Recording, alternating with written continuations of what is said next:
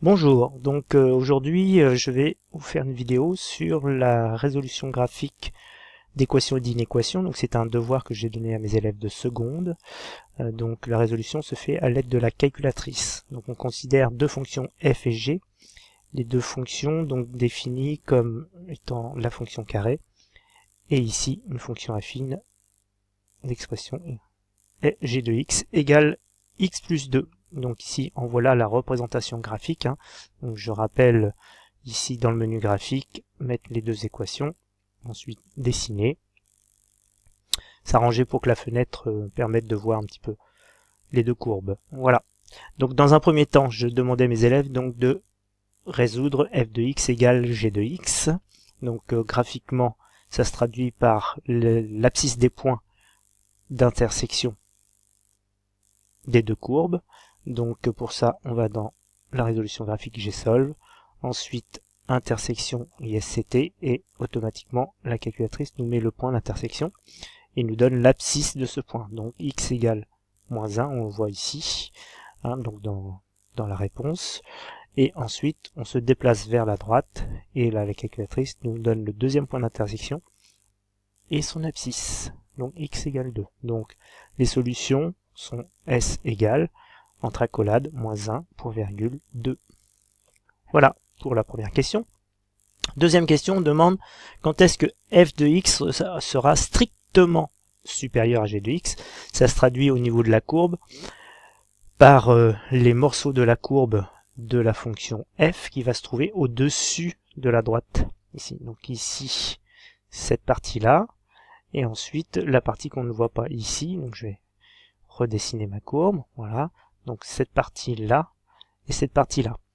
Le souci ici, c'est de bien donner la bonne solution, parce que ici la courbe dans l'intitulé de l'exercice est définie sur l'intervalle moins 3, 3. Donc l'idéal, c'est de bien faire apparaître uniquement la courbe, les courbes sur cet intervalle-là. Donc ici, on va aller dans V Windows, on va reconfigurer notre écran. Donc ici, on va mettre l'opposé de 3, et ici 3. Comme ça, on voit apparaître uniquement ce qui nous intéresse. Voilà. Sauf qu'ici, on ne voit pas la partie plus haute. Donc ici, on va redéfinir notre fenêtre. Et ici, je pense que en allant jusqu'à 7, pour 3, ça fait 9. Non, il faut aller jusqu'à 9. 9. Donc, allez, je vais mettre 9. 9 en max. Puisque ici, 3 au carré, ça va donner 9. Voilà, donc on a bien ce qu'il nous faut. Donc ici, la partie de la courbe qui est au-dessus, et ici aussi. Donc ça va de, a priori, moins 3 à moins 1. Et ici, de 2 à 3. On retrouve les points d'intersection ici trouvés précédemment, moins 1, 2. Donc du coup, la réponse est moins 3, donc l'intervalle moins 3, moins 1. Attention, ici, ouvert. Ouvert pourquoi?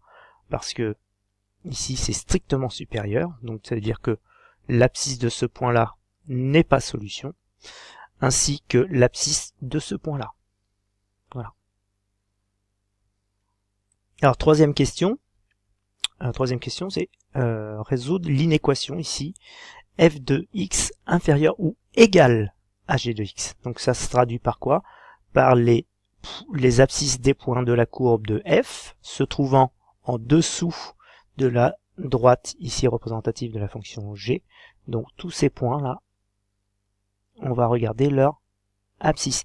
Également l'abscisse du point d'intersection ici, et l'abscisse de ce point d'intersection, puisqu'ici c'est inférieur ou égal. Donc ici on retrouve nos points moins 1 et 2.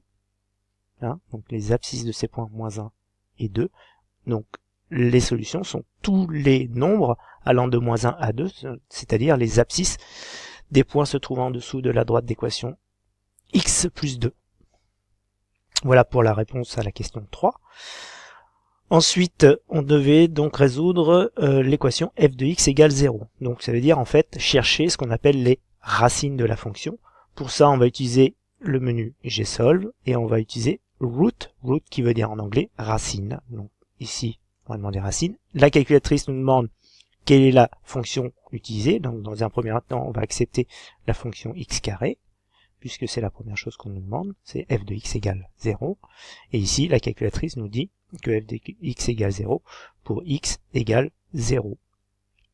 On voit ici x égale 0.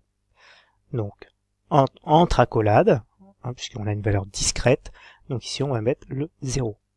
Ensuite, résolution de l'équation g de x égale 0. Donc là, on va s'occuper de la droite, savoir quand est-ce que la droite couple l'axe des abscisses.